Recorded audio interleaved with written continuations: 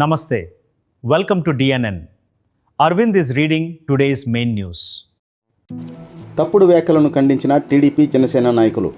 తిరుపతి జిల్లా రైల్వే కోడూరు నియోజకవర్గంలో TDP incharge కుడా చైర్మన్పై వచ్చిన తప్పుడు వ్యాఖ్యలను మాజీ షాప్ డైరెక్టర్ దుద్యాల జయచంద్ర, జనసేన నాయకుడు బీదం నవీన్ తీవ్రంగా ఖండించారు. టీడీపీ కార్యాలయంలో నిర్వహించిన ప్రెస్ మీట్లో వారు మాట్లాడుతూ ఛానల్స్ ద్వారా అపోహలు సృష్టిస్తున్న యనమల భాస్కర్పై మండిపడ్డారు. నియోజకవర్గ ఇన్ఛార్జిపై అసత్య ఆరోపణలు చేస్తే సహించబోమని హెచ్చరించారు. వ్యక్తిగత విమర్శలకు బదులుగా అభివృద్ధిపై చర్చకు రావాలని సవాల్ విసిరారు. ముక్కా రూపానందరెడ్డి ప్రజా సంక్షేమం, అభివృద్ధి కోసం పనిచేస్తున్నారని పేర్కొన్నారు. 20 ఏళ్ల తర్వాత కూటమి జెండా ఎగరవేసిన ఘనత ఆయనదేనని తెలిపారు. నిరాధార ఆరోపణలు మానుకొని ప్రజా సమస్యలపై దృష్టి పెట్టాలని సూచించారు. మొట్టమొదటిగా ఇక్కడికి ఇచ్చేసిన ఛానల్ రిపోర్టర్లకి అలాగే పత్రికా విలేకరులకి పేరు పేరున ధన్యవాదాలు.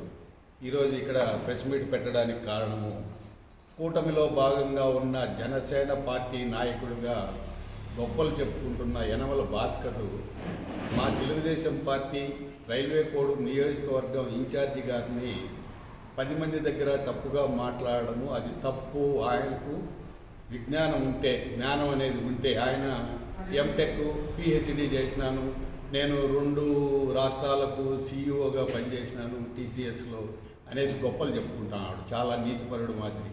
మరి ఆయన నీతి ఎంతవరకు? ఇప్పుడు పవన్ కళ్యాణ్ గారు డిప్యూటీ సీఎం గారు, గౌరవనీయులైన డిప్యూటీ సీఎం గారిని పవన్ కళ్యాణ్ గారు అని అనొచ్చు కదా. కళ్యాణ్ ఈయనకేమన్నా క్లాస్మేటా, లేకపోతే ఇద్దరు ఏడన్నా గోళీలు ఆడుకుంటే మిత్రులా, లేకపోతే బావమర్దులా? కళ్యాణ్ అంటే ఏంటి? ఆయన ఏ కళ్యాణ్ అని? మరి అలా వాళ్ళ రాష్ట్ర నాయకుడిని, డిప్యూటీ సీఎం ఒక రాష్ట్రానికి ఆయన్ను గౌరవించలేనివాడు అతను నీతులు చెప్తా అన్నాడు. అలా నీతులు చెప్పడము అతనికి పద్ధతి మార్చుకోవాలి. ఆయనకు మాట్లాడడం జాగ్రత్త కాకపోతే శిక్షణా తరగతులు ఉంటాయి. శిక్షణా తరగతులకు పోయి ఆయన నేర్చుకొని సభా సంస్కృతి, సంప్రదాయాలను, పార్టీ సిద్ధాంతాలను గురించి తెలుసుకొని మాట్లాడాలి. కూటమి అంటే ఇప్పుడు పవన్ కళ్యాణ్ గారు ఏం చెప్తున్నారంటే, డిప్యూటీ సీఎం గారు, మేము 3 పార్టీలు కూటమి, మేము 15 సంవత్సరాలు కాదు 30 సంవత్సరాలు మేము ఇలాగే రాష్ట్రాన్ని పరిపాలిస్తాం, మేము కలిసి ఉంటాం. ఇలాంటి కొందరు దౌర్భాగ్యుల వల్ల కూటమి ఐక్యత కూడా దెబ్బతినే అవకాశం ఉండాలి. అలా మాట్లాడడం తప్పు. మేము పవన్ కళ్యాణ్ గారిని ఒకటే అడుగుతున్నాం, జనసేన అధ్యక్షులుగా మీ పార్టీలో సభ్యత్వం ఉండాలో లేదో మాకు తెలియదు. ఆయన ఎప్పటి నుంచి సభ్యుడో మాకు తెలియదు. ఆయన ఒక నాయకుడిగా ఉంటే ఆయన మీరు పిలిచి టికెట్ ఇచ్చినారు అనేసి గొప్పలు చెప్పుకుంటున్నాడు. ఆయన ఏ రకంగా ఎవరి కాళ్ళు పట్టుకొని ఎవరి దగ్గరికి పోయి రికమెండేషన్ చేసుకొని ఏ పార్టీలో తిరిగి పవన్ కళ్యాణ్ గారితో రికమెండేషన్ చేయించుకొని పవన్ కళ్యాణ్ గారితో, నాగబాబు గారితో టికెట్ ప్రయత్నం చేశాడు.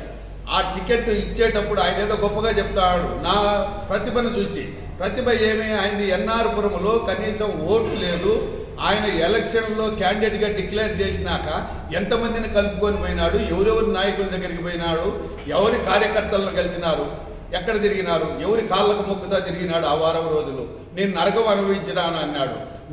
నువ్వు ప్రతిభావంతుడివి, నీకు పవన్ కళ్యాణ్ గారు పిలిచి టికెట్ ఇచ్చినప్పుడు నీకు వాళ్ళ పార్టీ నాయకులందరూ కూడా సపోర్ట్ చేయాలి కదా. మరి ఆ నాయకుల దగ్గరికి పోయి నువ్వు కాళ్ళకు మొక్కినా, నేను కాళ్ళు పట్టుకున్నా కూడా నన్ను కనికరించడం లేదు, నన్ను వేధించినారు అనేసి వాడు ఈడు అని మాట్లాడుతున్నాడు.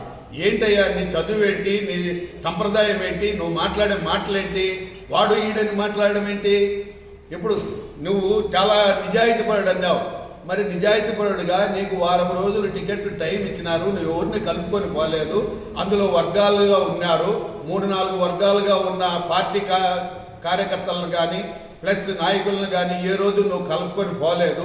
ఈ వారం రోజులు ఒకరి కాళ్ళే పట్టుకొని తిరుగుతూ వచ్చినా ఒక సామాజిక వర్గం వల్లనే. అందువల్ల పవన్ కళ్యాణ్ గారు ఇతని వల్ల పార్టీకి నష్టమే కానీ అనేసి మళ్ళీ ఎంక్వైరీ చేశారు. అప్పుడు మా పాప కూడా రేసులో ఉండింది. IVRS అని పెడితే ఈయనకు వచ్చిండేది 7%. యనమల భాస్కర్కి, మా పాపకే 83% వచ్చింది. మరి నువ్వు ఊర్లోనే తెలియదు నువ్వెవరో. యనమల భాస్కర్ అంటే ఎన్ఆర్పురంలో తెలియదు, పెనగలూరు మండలంలో తెలియదు. నీకు టికెట్ ఇచ్చినారు. ఓకే. మీడియా మిత్రులందరికీ నమస్కారం. నా పేరు బీదా నవీన్ కుమార్, జనసేన పార్టీ జిల్లా ప్రోగ్రామ్ ఆర్గనైజర్.